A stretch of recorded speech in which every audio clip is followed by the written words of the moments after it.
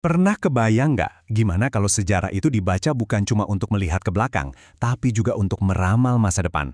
Nah, kali ini kita akan bedah sebuah pidato dari tahun 2001 oleh Sheikh Imran Hussein yang isinya persis seperti itu. Sebuah visi yang dramatis banget tentang masa lalu, masa kini, dan masa depan pemerintahan dalam Islam. Oke, kita langsung masuk aja ke inti argumennya. Pembicara ini memulai dengan gagasan tentang sebuah pergeseran besar dalam sejarah, sebuah penghancuran sistem politik Islam yang menurutnya telah mengubah segalanya bagi dunia Muslim.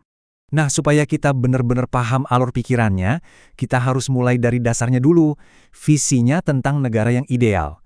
Sebuah sistem politik yang akarnya, menurut dia, langsung dari Al-Quran. Sistem yang dia sebut sebagai khilafah ini, pondasinya cuma satu. Kedaulatan tertinggi itu mutlak punya Tuhan. Maksudnya gimana?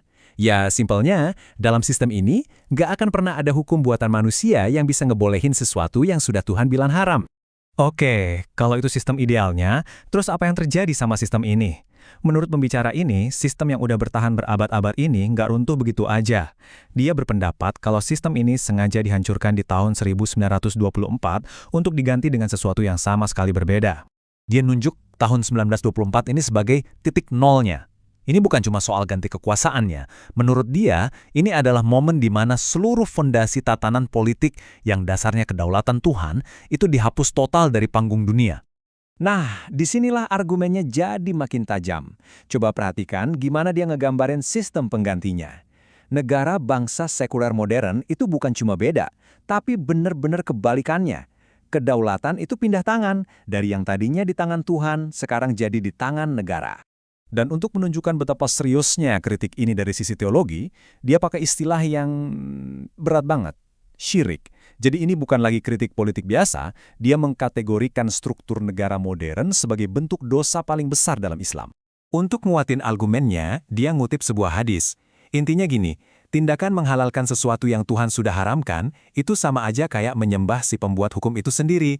Nah, inilah inti dari tuduhan syirik yang dia arahkan ke negara sekuler. Tapi, ceritanya nggak berhenti di situ.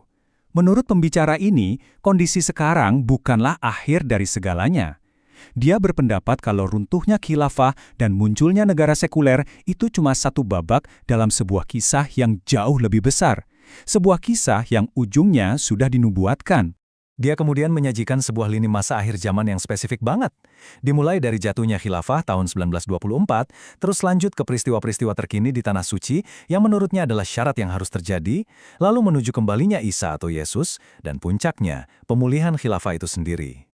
Untuk memperkuat hubungan ini, dia mengutip hadis yang bilang kalau saat Isa kembali nanti, pemimpin umat Islam, yaitu imam atau khalifah, akan berasal dari kalangan muslim sendiri. Nah, ini bagi dia adalah bukti kalau khilafah itu harus ada pada saat itu. Tentu ini bikin kita bertanya-tanya kan, kalau semua ini sudah dinubuatkan, memangnya ada tanda-tanda kalau kita sudah mendekati momen itu?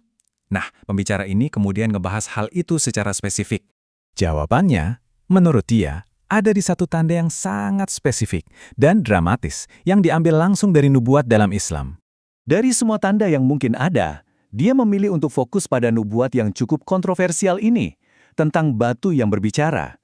Bagi dia, inilah indikator utama kalau hitung mundur menuju peristiwa akhir zaman itu sudah dimulai. Tapi tunggu dulu, dia langsung ngejelasin kalau ini jangan diartikan secara harfiah. Batu yang berbicara itu menurutnya adalah metafora. Ini tentang sebuah persepsi yang berbeda, sebuah kesadaran spiritual yang dia sebut mendengar dengan hati, yang kemampuannya melampaui panca indera kita. Dan disinilah kita sampai pada klaimnya yang paling mengejutkan. Nubuat ini bukanlah sesuatu yang kita tunggu di masa depan. Dia menyatakan bahwa batu-batu itu telah mulai berbicara saat ini juga. Setelah membangun argumen kalau sebuah peristiwa besar sedang terjadi, pembicara ini sampai di titik puncaknya. Ini bukan lagi sekedar analisis sejarah atau nubuat, tapi sudah jadi sebuah panggilan untuk bertindak, sebuah tantangan langsung ke setiap pendengarnya untuk membuat pilihan. Dia menggunakan metafora yang sangat kuat untuk menggambarkan pilihan ini. Dia bertanya langsung ke audiensnya, kamu ada di kapal yang mana? Kapal negara sekuler yang dia anggap berdiri di atas syirik, atau kapal yang sedang berlayar menuju kembalinya khilafah? Dan untuk mereka yang memilih kapal kedua, dia nggak cuma ngasih ide, tapi juga ngasih peta jalan yang praktis. Dia menjabarkan 3 langkah konkret untuk beralih dari yang tadinya cuma setuju, menjadi bagian aktif dari perjuangan itu. Dan pidato ini ditutup dengan sebuah pemikiran akhir yang sangat provokatif, sebuah klaim kalau keyakinan spiritual itu punya kekuatan yang bahkan melampaui senjata nuklir.